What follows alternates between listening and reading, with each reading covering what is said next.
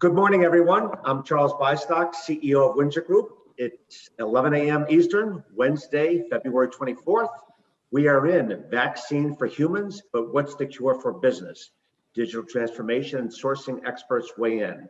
First, I want everyone to give a big round of applause. Thank you.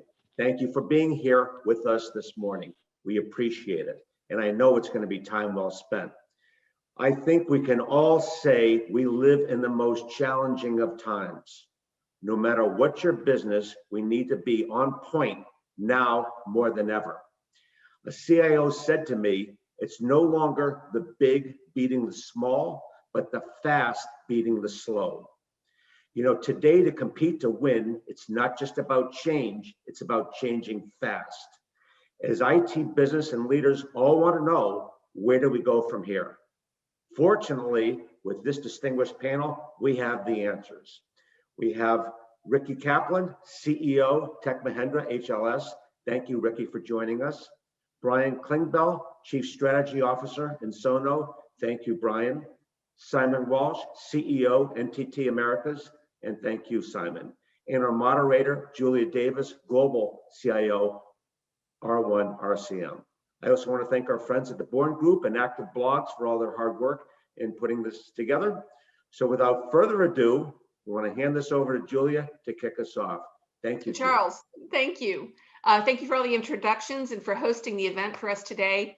And I just want to let everyone know I have had the opportunity to work with Windsor for a number of years, and also with many of the companies that are represented on our panel today. And all of these panelists bring a wealth of experience to today's topic. And that's being, we've all had a very challenging year, but thankfully the vaccine is being rolled out across the world. So now what? What kind of things do we need to be doing to keep our businesses healthy and strong? So let's talk a little bit about some of those changes and trends in the supply and demand and labor, technology, processes, channels as a result of this past year. And I do think it would be valuable for the audience to hear from all of you about both your client's point of view as well as your own point of view as an IT service provider regarding, let's start with the impact to their and your operations. So Brian, why don't you kick us off and give us an update on what some of the challenges are for operations?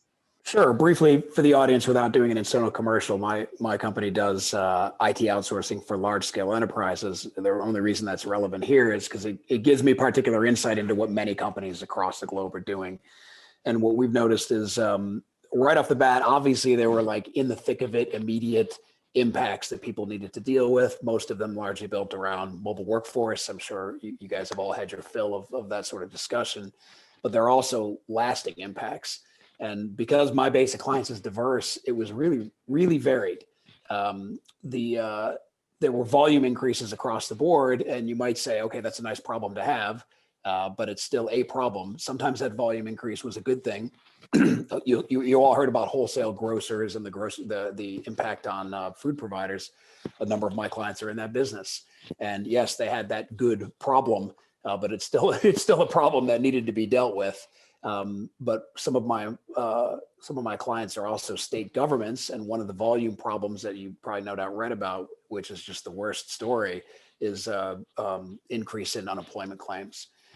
So we're supporting clients across the board, some of whom we're trying to capture a business opportunity, and some of them we're trying to serve, the most vulnerable among us. So it was a really broad category between the two. And I think what really stood out was people who are in the middle of modernization efforts anyway, they really shone.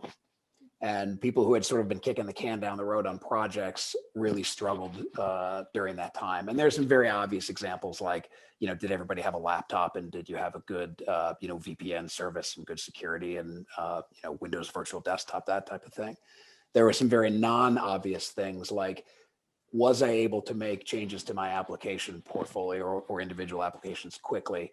The grocery store example is the best, which is I need a curbside pickup app, or any retailer for that example. And everybody who's in IT knows those type of applications reach into everything. It's my inventory control system and my point of sale system and my employee system. And I have to send an order out so a guy can pick an order. But now I have a person in their car who needs a new app who says I'm in parking space 6, and that needs to be transmitted to the associate who picked the order. So those type of things, the quick ability to integrate with other applications, that had a spotlight shown on it. So in terms of lasting impacts, I think what we're going to see, what we're already seeing is the idea of agility. When you were trying to convince your CFO or your CEO to give you money to modernize, they understood it in an abstract way. Now they understand it in a discrete way. They will have seen a very real world impact and not have to sort of theorize about what if this happens, what if that happens. That did happen. We were unable to get an app up and running quickly and integrated, and we either failed or we succeeded. So those in the field or on the battlefield impacts I'm now starting to see line of sight into what they'll mean for the next 5 years, if humans have long memories, which is a big question. That's great. Thank you, Brian. Simon, how has NTT seen the impact to your clients and to the operation, your operations as well? Yeah, thanks, Brian. Thanks, Julia. I think, as Brian just shared, there's the obvious thing of, how does everybody, work remote? The thing that I would highlight is really there's a technological aspect and a human aspect that we've seen through our customers' eyes. And the technological aspect is, to Brian's point of, are we connected? But actually what they found was, sure, they can physically be connected, the device, the user, the system, but the information wasn't connected. And this has been almost like the egg in the face moment in terms of how do I join together my systems? Because, more often than not, we're in buildings and we're collaborating on data, and the data is then being shared, and the data sharing is often not system to system sharing, it's person to person sharing of the data. I had a conversation with one of our clients. He's the chief operating officer of a large insurer. And, he said to me, they had a bit of a panic at the end of their first quarter end after doing remote work, where they thought they were, running to about 99% of performance. They had a bit of a, holy, we're going to miss. So they had a scramble. As it turns out, their quarter end, they finished 104%, and they were on the money before they did the scramble. And what they learned was that actually they just didn't have sufficient visibility of the joined upness of the data. So I see this has been a big learning curve. Yes, we can connect our employees remotely. Yes, we can give them access to the systems, but how does the systems cross the data fragmentation? So that's been a big learning curve, Julia, really significant. From a client perspective, that's a big topic that we're exploring with our clients. And then, I think if I give a human factor and use us as an example, I'm sure like every company out there, and probably every employee, we've gone through waves of fulfillment, reward, and enjoyment. Oh, that's great. I don't have to commute. I don't have to set the alarm so early. I haven't got to schlep through DFW at 5 a.m. again. So there's been that euphoric period. And then there's been the pretty significant distress, actually, I feel, where you can't disconnect, and you don't, or if you do disconnect, you don't know how. And so, just as an employer, we've got 7,500 people on the ground in the US. It takes its toll in terms of how do you build an environment where your people can disconnect and not feel like they're always on. I can't say that we've got any, pixie dust for this topic, just merely to say that, we've certainly experienced some fatigue, some emotional burnout. And it's not that we're necessarily doing anything different. And in fact, we're probably over encouraging of our employees to take time out, take PTO, take some good health, well-being days, etc. But just humans have devices and they're close. And, the commute was great because you close the device, you read an article on your phone, you read a magazine, you talk to some friends, you change scene. And that scene change that enabled you to change your mode is proving to be quite difficult. So in answer to your question, Julia, one, from a technological point of view, it's been the data fragmentation has been the complication from a customer perspective. And two, just the intensity of what was initially fun and has now become a little bit of a monotony of not leaving the same 10 square feet from a human perspective. Absolutely. And I know, Ricky, being in the healthcare and life sciences space, that industry, my industry, has faced an awful lot of challenges, particularly through this process. What key lessons have you learned during the pandemic, you and your clients learned, and how can you help share that with the audience here today, since we have a lot of folks from healthcare? Yeah, absolutely. Thanks, Julia. I mean, listen, healthcare got punched in the nose. I mean, overnight, and healthcare, I think, especially on the provider side, we've lagged behind other industries like financial services and manufacturing from a digital transformation perspective. And all of a sudden, COVID happens. You have to virtualize this workforce. And by the way, you have to turn your hospitals basically into emergency rooms overnight. Some of our clients even turned hotels into emergency rooms overnight. And you're trying to save lives, and you have to virtualize your workforce. But what's great, I think, probably we all have heard Winston Churchill's quote recently, that don't ever let a good crisis go to waste, because I think that's what's happened in healthcare.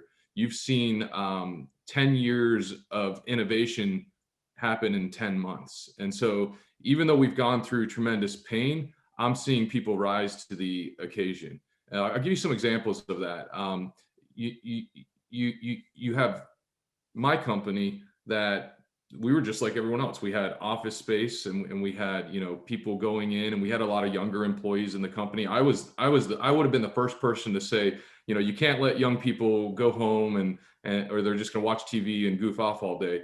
And what's interesting, we didn't have a choice, and we made the decision for our employee safety, just like many of us, that on a Friday we said we're going all virtual. Put a plan in place. Everyone worked from home. We started that on Monday. And so we implemented some lean processes that forced us to, that I would have been hesitant to do. We went to daily huddles where everyone from the lowest level to the highest level of the company talked about our metrics. And it was a fine tuning over several weeks. We started to zero in on the metrics and what are we really measuring and driving towards. And I believe our communication actually was better than ever. We shined a lot of light on inefficiencies in our company. We were able to really improve our metrics, and every meeting we talked about our value and our company values and what we're really doing this for. And that's to serve our clients and their patients and ultimately save lives and transform the industry. And it really started bringing on meaning. And so, Simon gave a great example. I mean, we went, our revenue actually dipped a little bit for a period of time, but our efficiency went way up, and we were able to exceed a lot of our projections. So that's a little bit about us internally. But let me flip to the clients and the health systems and providers that we serve. A lot of our clients were in big cities: Chicago, New York, Seattle, San Francisco, LA. And in big cities, you typically have really expensive labor rates. You have really expensive office space, and a lot of it.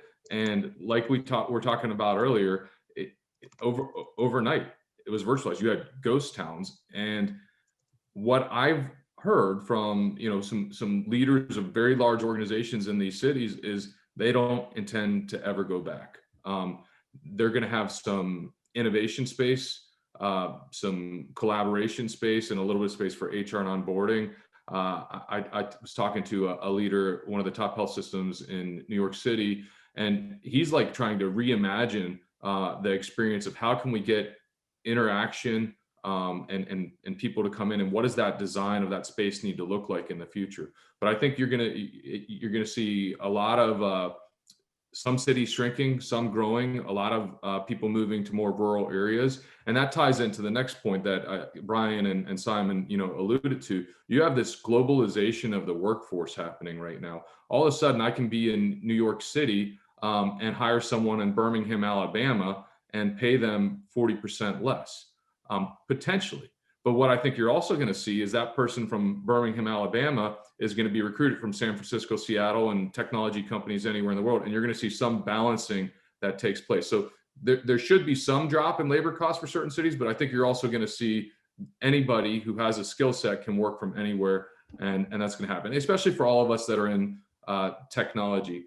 I can give you lots of examples. I think there's some questions you'll have later on like how they've changed their business models and platforms and things like that. But I think that's probably a good start for now. And that's great. And we actually have a question from the audience that is there going to be a temptation to go back to normal ways of working to avoid the effort cost of modernization, since pandemics are not usually a common occurrence? What key lessons can we learn from this pandemic that we can take forward, and how do we avoid that, go back to the way things always were? Brian, you want to take that? Yeah, I can't profess to know. This is a great question. I saw that in the Q&A as well. And I've been asking myself this question again and again, because humans have short memories. That is true. But this event, I mean, it's been beaten to death, sure, but it is unprecedented. And it's very odd. I was listening intently as Simon was talking, because I'm seeing some of the same things. And you go through this cycle, everybody bands together, battens down the hatches, gets stuff done. And then they see, okay, we're going to be in this a while, so let's figure out ways of communicating and creating human interaction. And I'm sure you were all on Zoom happy hours. And then that sort of died because people are like, this isn't working. I kind of need that human connection. And then now people can kind of see the light at the end of the tunnel and are venturing out. And I got a text from my mother who got her second vaccination. And she says, I went out to dinner. You know, so I think, you know, it's gonna be, as Ricky described, there's gonna be kind of ebbs and flows, and then we'll come back to a new medium. But that new medium will certainly be different. Before we joined, Julia was talking about how some of her associates have moved to Denver. Which is where I live, just for the audience. That was already happening pre-pandemic, because the world's workforce is becoming somewhat dispersed. And if people are given a choice to live anywhere, they might live in cooler places. Which I'll say Denver is one of. But so is New York and Boston and Chicago and London and Madrid and Tokyo and Singapore. So I think, you know, there'll be elements of the population that I wouldn't want to be in commercial real estate right now, to Ricky's point. But I do think we'll see this kind of equilibrium level out, because, you know, humans need interaction. So on the human element, I think that's that point. On the technology side, so far, my answer to the question in the chat is, I don't see that. And I see this push toward modernization as lasting. And I think I'm getting old enough now in my 50s to sort of say, you know, I'm very familiar with the dynamic he's describing. And that is, you know, people having short memories and sort of forget and then go back to the old way of doing things. But boy, a year in lockdown it's not World War II, but boy, it's an event, and it's different. And the demand I'm seeing on my client side, which the important thing is, within IT, everyone's always known this, but now it's exposed to the other areas of the business that are now so dependent on IT. A phrase I like to use is infusion. So IT used to be a back office delivery mechanism and a handy way to do things, but now it's embedded in almost every product and service you consume. You can't even order a pizza without a computer getting up in your business somewhere, somehow. And because it's infused, the impact on the world's economy is significant. And now all the business leaders kind of understand as well. But now I'm repeating myself from the beginning, but it's such a tangible event to say modernization and agility is top of menu. I coincidentally had a client advisory board meeting yesterday, which is my top 15 clients, all companies that everybody here would know the name of. And it is the biggest topic. And when it comes to where is your investment money going in 2021, the answer is, it's rather sadly, security is actually number one, which says unfortunate things about human nature and let's not let a disaster go to waste. But a close number two is this concept of agility and business transformation. So I see in the world of IT a lot of project related delivery from outsourcers like myself and the other experts here. And from a spend standpoint, that seems to be where a lot of the effort is going. I don't think it's going to die down. I think it's going to keep going. And I don't have the stat to hand, but weirdly and counterintuitively, in the United States, 2020 saw the most new businesses created in the last 2 decades, which is bananas if you think about it. And 2021 is going to probably exceed that. Now, it probably saw the most businesses die also. So this is sort of flushing out of the old way and bringing in the new way is what I'm seeing. And Simon, do you have anything you'd like to add? Because I'm sure you have a lot of key lessons as well, and also some learnings going forward. Is how do we take that into the upcoming years? Yeah, thank you very much, Judy. My comment is a great, as Brian acknowledged, it is a terrific question, and I hope we are coming towards at the end of the pandemic, and now just living with COVID in the same way that we live with many other SARS viruses. Really, one of our observations is our employees can't wait to get back to work. It's a bit odd because they've been, and we've had to remind them, you've been working the whole time. So when they said, I can't wait to go back to work, it's like, no, but you have been working. It's not like you've got to go back. You've been doing your work. It's actually back to the office. And they're like, yeah, I really can't wait to get back to the office. And I think things will definitely stay different in the context of, I think there's a significant, and I come back to Ricky's remark, I think there's a significant increase from employer to trust their employee. And I don't know where in the last 3, 4, 5 decades employee-employer trust broke down. But to Ricky's point, oh no, we can't let them work from home. They'll take the day off and go surfing. It's like, no, they won't. They'll do their job. And I'll third that. It's the opposite. As Ricky said, they work too hard. They work too hard. Exactly. So I think this topic of trust is really starting to surface. And, I see these articles, and I'm sure everybody else does, of, these new apps to spy on, worker productivity. I mean, please don't introduce that. That is just Big Brother and the wrong type of mindset. That is not what an employee, you have to put yourself in the shoes of an employee. I mean, at the end of the day, we're all employers and we're employees. And I don't want a system watching my behavior and my activity. I want to get my job done. Work is something you do, not somewhere you go. And I think that is definitely going to be an output, a permanent output of this pandemic, that work is something you do, not somewhere you go.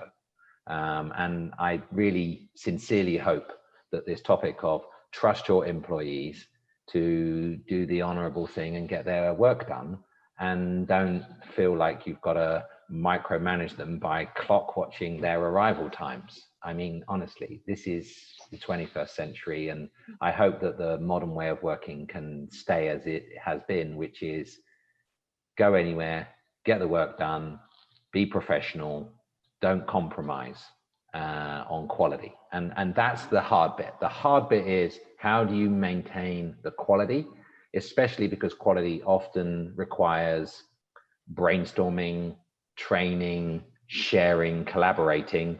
And I don't know if anybody has sussed this out yet, but collaborating through these means, I'm not finding personally as effective. I mean, the side chat, the whiteboard pen, and just people throwing ideas out is something I'm particularly missing. And we've got young children, we've got young adults, and our 24-year-old son, who I'd say is a sort of tech master, he's like, I miss the whiteboard.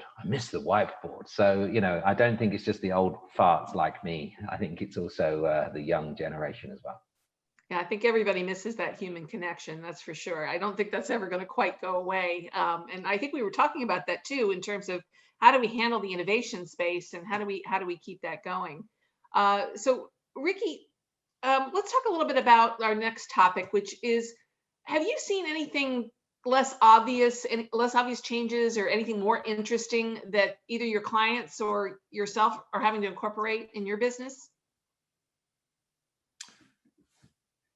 Yeah. So, I mean, just like any industry, healthcare has had to change their business model. Frankly, they can't be operating within the walls of a hospital anymore.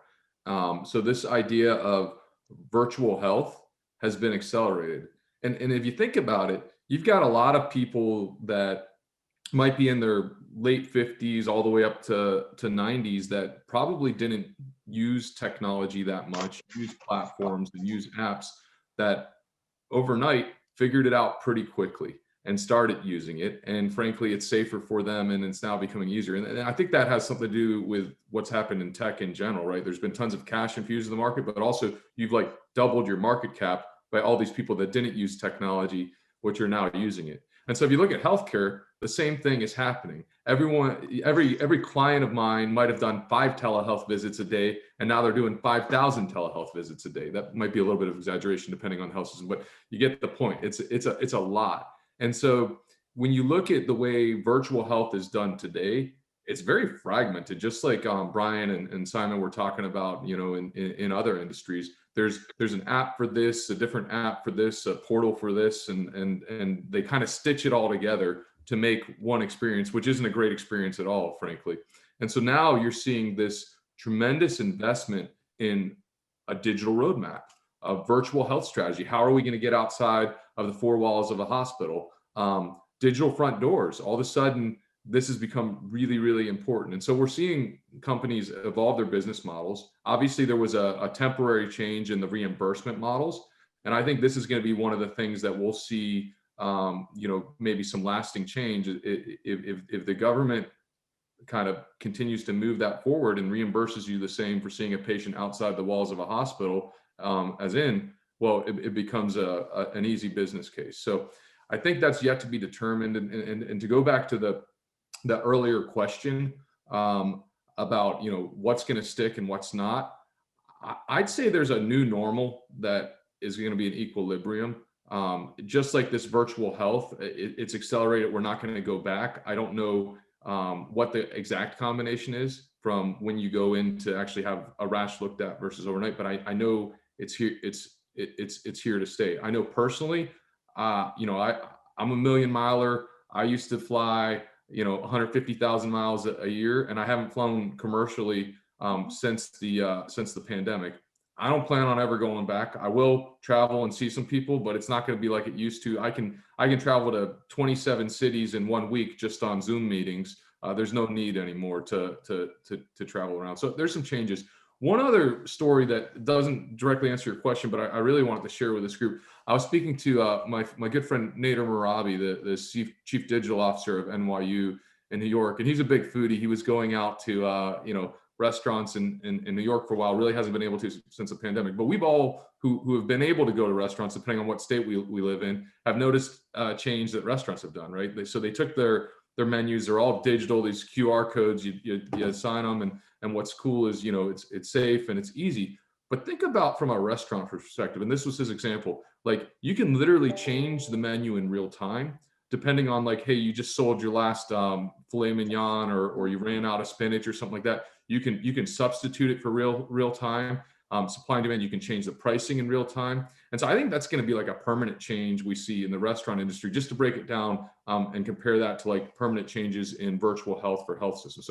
So there are things that are going to last. There's going to be an equilibrium. Don't know what it is, but we can all start speculating. Exactly. So I know we talked a lot about, lessons learned, things that have happened in the past. How do we go forward? What's our next growth opportunity in the super digital economy? What growth opportunities do you see emerging for the clients you serve? Simon, why don't we kick that one off with you? Yeah, thank you very much, Julia. We absolutely see an abundance of demand from our customers, and our customers are across, the principal industries. But we see an abundance of demand from our customers for data. As I commented earlier, just this whole principle of the fragmented data. You've got data sitting in disparate systems, and I know everybody references, we're going to the cloud, and I think this just if I may say, I think that is just an awful expression. The cloud is not a destination. It shouldn't be thought of as a place. It's a principle in how you operate. So it's actually an operating model, which is about agility. And here we are putting our information in systems, and those systems are littered from different providers. And it's small things, but the nomenclature, the filed names in your fields are all different. So you want to get the aggregated and real-time assessment of data. So I think we're not going to slow down on this topic. The first thing is we've now made everything digital by being forced, to the point of Ricky and Brian. There was a necessity that put us into a digital state where even the most analog or manual activities now have some form of digitalization. which now means that there's even more data, and there's even more data in even more disparate systems, and how we connect those disparate systems and make the data meaningful and as real time to be able to adapt to the persona of the user, the consumer, the customer, the business model at any given time. This is a real agenda item. And so there is an abundance of demand for people. And I'm not talking about data analytics. I'm talking about how you glue together business systems, systems of record, systems of insight, systems of engagement in a meaningful manner so that your user community, your personas, whether they're internal employees or external customers, can actually obtain the right information to undertake the job or the process or the activity in real time. And when you rush to digitalize, which a lot of our clients have done, it's been done in quite often the process view or the systems view, and not necessarily the experience view. So a lot of what we're seeing right now is how do we really adapt our business systems to give the experience view of the data. So that's a big thing we're seeing. And then the second massive thing, and Brian mentioned it, security, security, security, security. I mean, oh my. And obviously everyone's aware of, the SolarWinds incident back in December, but the SolarWinds incident, and unfortunately SolarWinds gets all the profile, but the threat actors are hyper intelligent. Their means by which they're performing these activities is incredibly deceitful. That was multiple years in the planning to be able to undertake. And it wasn't the fact that they just got to SolarWinds, SolarWinds became the distributor. So the supply chain impact of that security breach is a significant risk. And again, if you think about this, the two problems compound each other. One, your data is now everywhere. Two, everybody wants your data. And three, the threat actors are now hyper intelligent and will find a backdoor somewhere. So these are the massive two topics we're seeing an abundance of demand for. Yeah, I certainly can speak from experience. That's been an area I have had no problem getting investment from our board on. That's for sure. Sorry, go ahead. Brian, was that you? Yeah, I just wanted to expand on that. It's interesting for me. I hope it's interesting for the audience, but to hear from Ricky and Simon, I feel like I'm better looking and more articulate versions of myself because we're seeing some of the same common themes. What Ricky said, honestly, cannot be overstated. I don't want to fly by that. The idea that effectively the market for a digital economy kind of doubled overnight. That is absolutely true because people were forced into a way of doing things. And most of them found, I prefer this way of doing things. And that is back to the original online question. That is something that is going to be not ephemeral. That is going to be lasting. The market for digital experiences is absolutely expanded. But I wanted to put a fine point on this notion of data. Julia, you're super familiar with this. Simon, Ricky, I'm sure you both are. I'm gonna overshare here for a minute, so audience, forgive me. I've spent the last few years with cancer, fighting cancer, so I'm better now. No need for platitudes or anything. At least I hope I'm better now. But one thing I noticed, being a data guy and an IT guy and a patient at the same time, was precisely what's being described here. And that is, and I'm also a terrible, terrible patient because I live the same lifestyles of Simon and Ricky, and I'm in airports and I never use the same provider. And I go to different institutions to have things checked out over the years. And some of them have portals so I can see my patient data. Some of them don't. Some of them are federated. Some of them aren't. When they are federated, so if I went in with the sniffles, it was a code 137 here, but a code AX25 over here. So the notion of federated, consistent data, which HIPAA, absolutely, I'm quite sure these guys have forgotten more than I'll ever know, but HIPAA gets in the way of such things.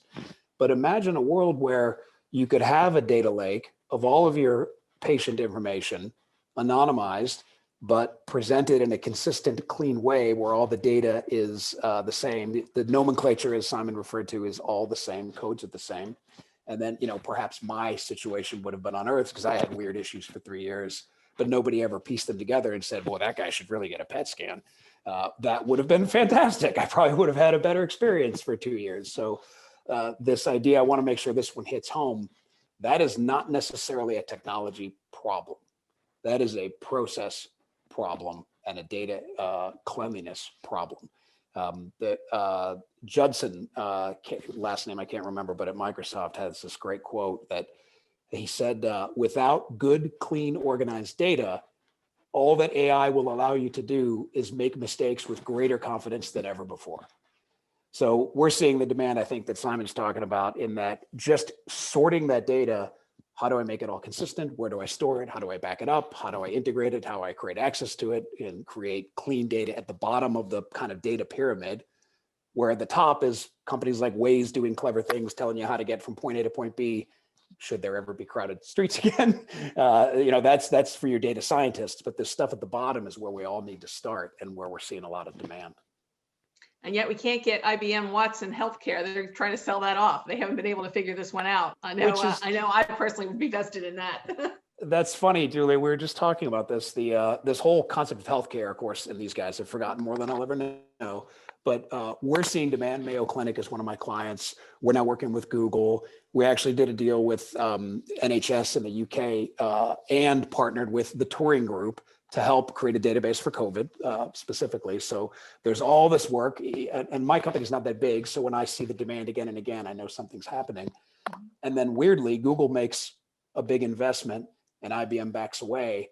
I'd like to ask you guys, like, what is up with that? Why are they backing away from something that, from what I can see, lots of other people are diving into? Exactly. Ricky, do you have any follow-up to that?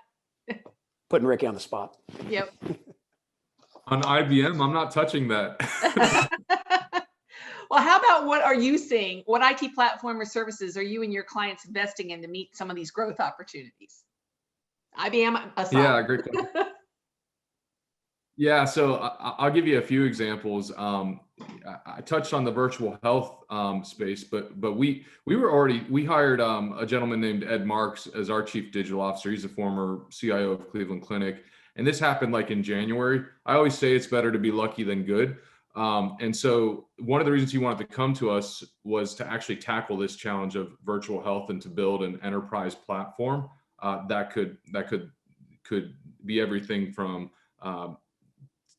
long-term living, telehealth, remote patient monitoring, virtual hospital, EICU, and digital front door in one single platform that would leverage the EHR's digital front door. And so we started down this path. COVID happened, and everyone went from 5 telehealth visits to 5,000 telehealth visits, like I already said. And we're like, we need to move a little bit faster on this. And so what we did, we looked for kind of some of the emerging platforms. There was a company called out of Dallas that we made a strategic investment in, actually acquired that, and then started to put it in a container and started to build this platform on top of it. So we kind of started building the airplane as we taxied down the runway. And then we started selling it to health systems, and they're using it. So we launched our own new company called Health Next. That's a joint venture with several leading health systems. It's already become an industry leader in a short period of time. So that's one example. Robotic process automation is another. Everybody loves to talk about it. Some of the larger health systems have started to dabble in it. But then when you get to your mid-sized health systems, couple billion in revenue, they're like, hey, am I big enough to really have an impact? And yes, they are. There's tremendous savings. So we're actually looking at launching RPA as a service. And it'll be a new company we launch. And then we're also launching a next generation RCM company potentially. So lots of opportunities out there for platforms. We want to lead with tech heavy, people light solutions. Great. Simon, do you have anything you want to add to where you're seeing growth opportunities among your clients? I just, one thing that has been pretty stark for us, and we actually own a firm that delivers these, but it's digital events. And I don't mean like a 100-person webinar. I mean, we just ran, one of our clients is Pfizer, and we just ran a 60,000 person digital event for them. It's exactly like you go to a physical conference, except you don't leave your home office. You register at the check-in desk, you get your badge, you get greeted, you get your itinerary, You go to the breakouts that you want to go to. You go to the village, the vendor village, and you interface with the suppliers. You have one-on-one conversations by stepping into their booth or stepping out of their booth. You can book private meeting rooms. It is a phenomenal increase in activity. And if you think about it from a productivity time, you know, we've all, I'm sure, had to either speak or attend in some capacity a number of conferences in the years. And, you know, many a time we think, I wish I could have been in and out in 4 hours, not 3 days. And this is that same principle. You can go in and out in 4 hours, and you can achieve an enormous amount of interaction. You can get across your messaging. You know, some of the technologies we've got, you know, you can mandate, you can click the button and it literally puts 60,000 people in the room to listen. So you can do your keynote, and then you can click the button and say the keynote's finished, and now is a breakout session and people can select their breakouts and attend. So, I mean, the way that technology works and how human it is, considering it's not, obviously it's digital, is terrific. That's been a massive growth for us on a small and big scale. And there's, you know, if you think about the savings to a client, it's material, you know, because 4 days at the Win in Vegas is an expensive conference to host, and 3 days online is, you know, 1/10 the expense. And actually, but do you have online gambling in the evening? Well, yeah, actually, to be fair, the customers can choose what they want to do with their party evenings. I guess the party, if you're going to host one, is not quite as much fun.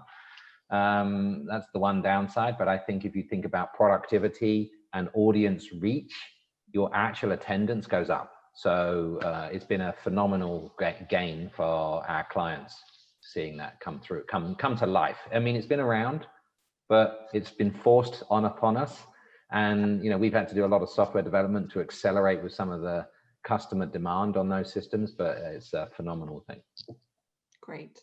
I know we've got another topic where we wanted to talk a little bit about transformations outside of tech, including sourcing and supplier mix. And so, Brian, do you have anything, you know, to talk about what changes you're seeing in the marketplace of IT vendors and service providers?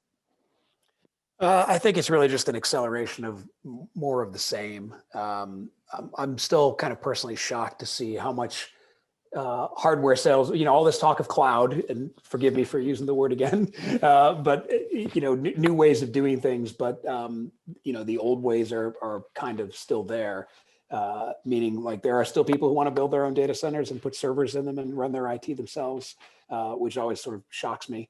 But I'm seeing it's not huge, the move away from those things, which I sort of expected to see more of that.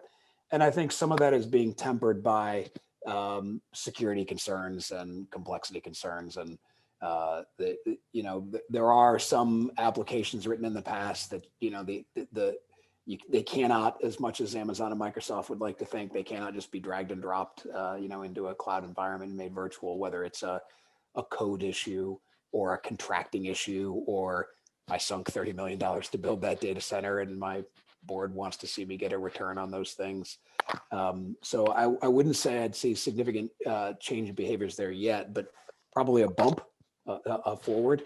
And then where I see a lot of money going, and you used the phrase a minute ago, I'm not having trouble getting investment from my CEO to do those things. That's where I see significant change. And again, I know I keep repeating myself, but the visibility is stark, and the willingness to invest in transformative activities is, you know, probably twofold what it was this time last year. And interestingly, I have a finance background before technology, and I'm a private equity owned company, so I periodically get some insight into this stuff. The amount of pent up demand and investment money that's out there, weirdly, during a time when the economy took a huge hit, there is a lot of money on the sidelines wanting to invest in all of these things that are being discussed today. So it's going to be this, 2021 is going to be weird. There's going to be a lot of investments made, you know, people taking shots because all investors, private equity is a good example, but all investors, money needs a home. And everybody's looking for a place to put it. And these topics we're discussing are the hottest topics, the doubling of the market, as Ricky referred to. So it's going to be a very interesting year to see where money gets placed. But I think, if I'm a betting man, you would look toward people who are companies that can deliver these sort of project-based transformational efforts. That's where I'm seeing the most demand. I think. Yeah, can I just add one comment to Brian's remark about the hardware demand. I won't refer to hardware, but I mean, when we bought a company a few years back called Raging Wire, and we've continued to invest in that business. So we've got like 30 data centers across the US geography, substantial megawatts of power with some, pretty prestigious, what you might call highly visible SaaS businesses running out of our data centers. And we are seeing unprecedented demand for customers, not for cloud. Yes, there is a demand for cloud, but for get me out of my data center, I need resilience. I need modern day capabilities and platforms, and I absolutely need connectivity. And it's not just connectivity from my office to my data center, it's connectivity from my data center to the cloud and back to my data center. So we're seeing a significant growth in this context. That's great. So Ricky, I'll give you this last question before we go to the question and answer section. And so what are some of the changes outside of IT that you're seeing that may impact how we deliver IT? Is there legislation or court rulings or things that are going to impact this potentially? Ooh, that's a loaded question. I know. Yeah, we know so I'll touch on a. Well, I'll actually try and stay out of security since we beat that one up pretty good.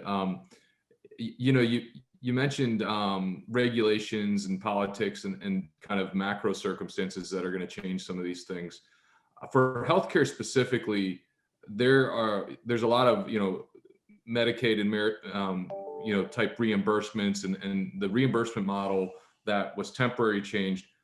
Depending on how those are lasting, will change healthcare. So, for instance, if they don't continue to reimburse the same for virtual visits and certain things, health systems are going to be less motivated to do that.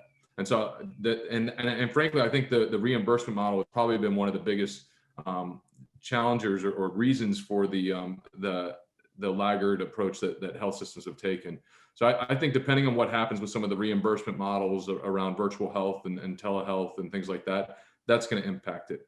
I'm going to throw something out there that is a touchy subject right now, but this whole idea of censorship and big tech, that's real. And I don't know what the right answer is personally. I'm not trying to take a political stance on this, but clearly these really big companies in a way are monopolies and have more power than they realize they signed up for. And so I think that the politics are going to play out on that.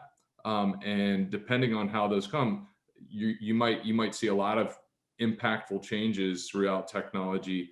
I'm hopeful that instead of regulations personally, that you'll see competition emerge that will drive some of those results. But I think you've had enough politicians that have been impacted that you're going to see continued discussion and debate, and depending on who's in power, certain laws and regulations. But that's a hot item that I think. Ricky, you've just come up with the next topic for our next webinar. There you go.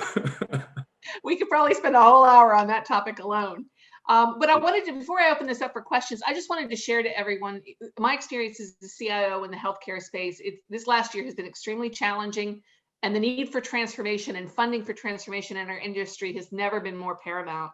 And I just want to share with you one of the reasons why I'm on this call today is I have been in the process of working with Windsor to help me look at moving my commodity operations, my infrastructure operations, and working with all three of the companies here on this call today, in addition to a few others, as I go through that process, because this is where I find a real opportunity to be able to leverage the funding that I spent on just day-to-day keeping lights on, and finding a much more cost-effective way to then take that funds and reinvest it back into some of these digital growth opportunities for my organization. And I would strongly encourage all of you that are on the call today, this is something that you should think about as you move forward, and how do you help enable better, faster, cheaper ways to do things.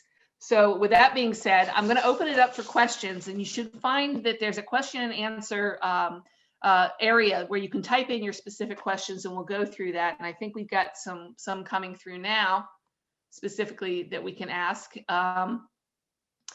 Is there a COVID-19 change that you think needs to go away post-pandemic? Okay. Masks. Yeah. Yes. Simon, anything you want to add? He also asked which Brian. one should stay. Can we say just washing your hands and not picking your nose in airplanes and touching things that I subsequently have to touch? If that could stay, Cough that into would your be arm. great. Yeah, cough into your elbow. Yeah, exactly. Sorry, I interrupted you, Thanks. Simon. What should stay? Oh, you're on, Simon. You're on mute. I think the principle of trusting your employee to get the job done. I hope that's the thing that lasts. Certainly, that's what we're coaching through our leaders. There's just different humans lead differently, and even if you set the tone at the top, as we do, you've got to cascade that into the way you behave on a day-to-day basis, and therefore that's the positive. And I think to the point of what's the one thing that goes. I hope this whole employee monitoring tool thing goes. I get the principle. We've got a big contact center, a big BPO service. We monitor their productivity, but only so that we can train them. That's a productivity tool, not a monitoring tool. Whereas monitoring people's day-to-day activities, I think that's wrong. As a follow-up to that, we got a question about one of the concerns is the blurring of the work life in a remote workplace, and I know you had talked about that. So all of you, what are you doing to better help the team break away from work when the office for work is now in the home? How do you get that work-life balance? Ricky? I know you've got a great place to live right now. You don't have to deal with bad weather. Yeah, I think so. Some things are happening normal as people kind of move and relocate and are able to be outdoors more. But when you're talking about just the interaction with your clients and your friends and employees and coworkers, that's tough. I think Craig's the one who asked that question. I mean, and Brian mentioned before these virtual happy hours.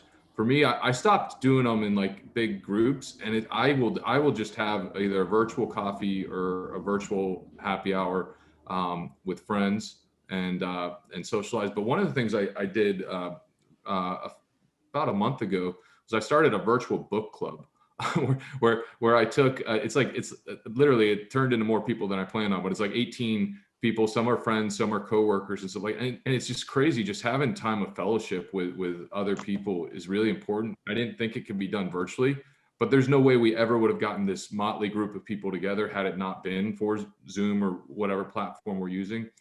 But I think we need to be very intentional about it. And like I imagine many of us have actually found themselves busier, but also having more time because we're not traveling around the world and traveling in and out of meetings into the office. And so I think it's really important to encourage everyone to be intentional about taking time to exercise. I took up running. I run 8 miles a day now. And for a lot of people, they've probably got me on a conference call or a Teams meeting while I'm kayaking or doing something outside. And these are things I'm encouraging all of our employees to do. So I think, everyone will have creative ideas, but we need to be very intentional about it. Those are just some ideas that I'm doing. Great. Brian, how about you? The monitoring thing hits home for me, that you give respect to get respect.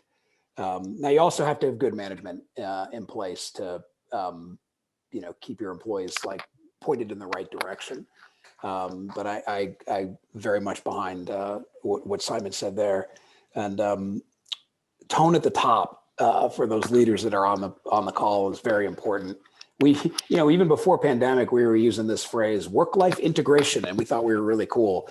And there are some benefits to that, like the ability to be able to step out and go to your kid's soccer game, and you got your mobile phone there just in case something happens. That's great. Being online and doing emails till 11 o'clock at night is not great. So as leaders, don't send those emails at 11 o'clock at night, because you may not expect an answer, but they don't know that you don't expect an answer. Whether you're a CIO or a CEO or a CIO or a director or whatever, there's always going to be a team following your behaviors. So make sure you're not just watching your own behaviors, but intentionally directing your leaders underneath you or above you, even if you can manage that, because actions speak much louder than words do. You know, a question keeps coming up again in terms of as we move more toward working with BPOs and outsourcing and vendor. What are you all doing to ensure security and protection as people are working from home now in your organizations? Simon, you want to kick that one off? Yeah, I mean, data privacy, regulation, compliance, these are enormous topics as part of the sort of InfoSec agenda. Number one, obviously we run, you know, like everybody, I'm sure we run, you know, standard builds, and we restrict certain things that users can do with their devices. So that's one thing we do. Number two, we run a quarterly program, which is a recurring training process you have to complete, or you can't log in on compliance. So if you can't log in to do your job, you're exposed. So you better do your compliance training. So, and that's a bit of a new thing. It feels a bit draconian, but it's just to make sure that people are staying familiar, because the laws are complicated and getting more and more complicated. So these are some of the activities we undertake. And then, you know, we worked quite extensively on, you know, we own a business that enables remote an eSIM in your device, so that you can basically be inside the company firewall on your laptop from any service provider anywhere in the world. So you're never using an open internet circuit. And that has boomed as a consequence of where we're at right now. Great. And Ricky, how are you guys addressing that, especially dealing with PHI data? You know, I think India was more challenging than in the U.S. And what I found was there was a kind of a quick adjustment that we needed to make, as you know, we had to get everyone new devices and new security. But I think I just got an update that, like, we're stronger than we've ever been. So I think it was just like anyone else. You had to go make the investments and make key decisions. But it seems like that everything's smooth sailing now. Great. Well, I know we're coming up on the hour, and I wanted to thank everybody for your participation today and all the great feedback that that Brian, Simon, and Ricky have provided to us. And I really look forward to continuing further discussions. So Charles, with that, I will turn it back to you to wrap up for today. Thank you. Wow, that was a fast 60 minutes. I hope everyone found the conversation as fascinating as I did. I want to thank one more time our panelists and moderator again. Everybody did a great job. Certainly, we have many more questions left unanswered. The good news is this is a series, and everyone is invited to the next webinar. If you have any additional questions or want to chat about best practices, please feel free to reach out to me directly, charles.bystock@Windsor, WINDZR.com. Please, everybody, stay safe and healthy and practice good digital transformation. Thank you.